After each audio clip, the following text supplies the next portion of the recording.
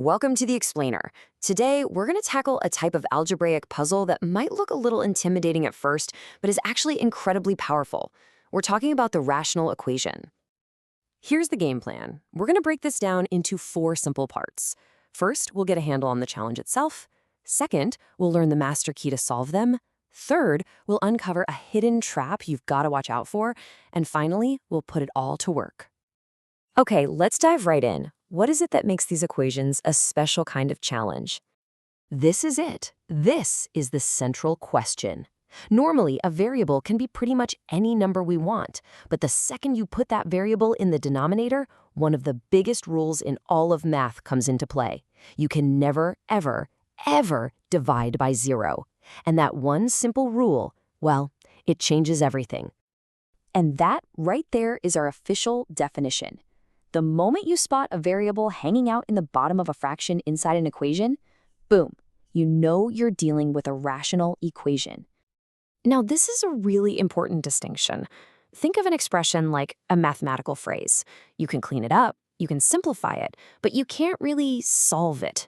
An equation, though, that's a full sentence. It's got that equal sign, and our job is to figure out the value of x that makes the whole sentence true. All right, let's move on. Now that we know what we're up against, how in the world do we get rid of those tricky fractions and make this puzzle solvable? So, how do we do it? Well, we have a secret weapon. It's called the least common denominator, or LCD. I want you to think of it like a master key that's designed to unlock the equation by getting rid of the fractions completely. We're going to call it our fraction buster, because that's exactly what it does. It turns a messy, rational equation into a simple one we already know how to handle. This is our 4-step game plan, and it works every time. Step 1, find that LCD. Step 2, and this is absolutely crucial, write down your restricted values. These are the numbers for x that would make any of the original denominators 0. We need to know our enemies. Step 3, multiply every single term in the equation by the LCD. And finally, step 4, solve the much friendlier equation that's left over and check your answer against those restrictions. Okay, theory is one thing, but let's see this fraction buster in action.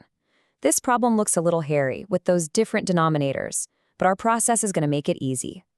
First up, let's look at all the denominators we've got, x, x squared, and 2x squared. We need the smallest thing that they all fit into, and that's 2x squared. That's our LCD. This also tells us our forbidden value right away. X cannot be 0. If x was 0, we'd be dividing by 0 in the original equation, and that's a big no-no.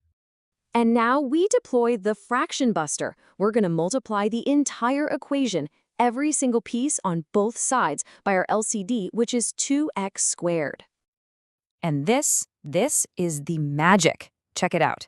After we multiply and simplify, the denominators just vanish. They're gone, and we're left with a clean, simple linear equation that's a piece of cake to solve. No more fractions. A little bit of basic algebra, and we get our answer. X equals 5. But wait, we're not done. We have to do that final crucial check. Is 5 one of our restricted values? Well, we said x couldn't be 0. Since 5 is not 0, we're good to go. It's a real valid solution. So that method seems pretty straightforward, right? But there's a hidden trap you need to know about. And this is where things get really, really interesting. This is called an extraneous solution. I like to call it a phantom solution. Why? Because it's an imposter. It looks like a perfectly good answer. You do all the algebra correctly and it pops out at the end, but it's actually one of those forbidden values that breaks the original equation. Okay, check out this gnarlier equation. Now we're going to skip the nitty-gritty algebra for a second and just jump to the end. After we do all the fraction busting and solving, we find 2 potential answers.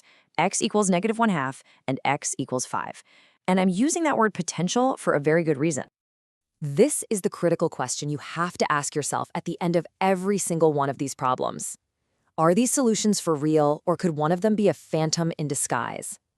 To find out, we have to go all the way back to the beginning, back to the original equation.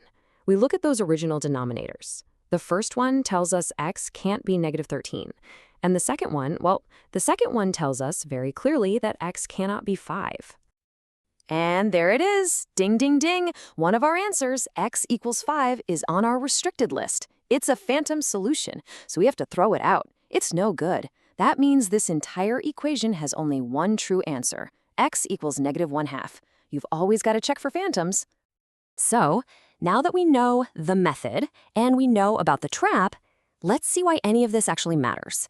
Let's put this skill to the test on a real-world problem.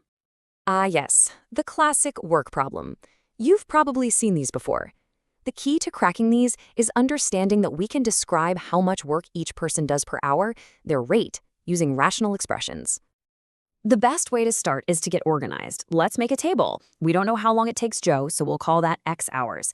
Now, here's the key insight. Think about his rate. If it takes him X hours to do one job, then his rate is one job per X hours, or just 1/X. Since John takes 3 times as long, his time is 3X, and his rate is 1/3X, and when they work together, you just add the rates up. This table gives us all the pieces we need to build our equation. So the full equation is their combined rate, which is 1/X plus 1/3X, multiplied by the time they worked, 24 hours, equals one finished house. See how it all fits together? From here, we just use our fraction buster method. The LCD is 3X, we multiply, we solve, and we find that X equals 32. That means it would take Joe 32 hours to paint the whole house all by himself. So what's the big takeaway here? Rational equations aren't just some abstract thing you do in math class. They are the actual language we use to describe anything involving rates.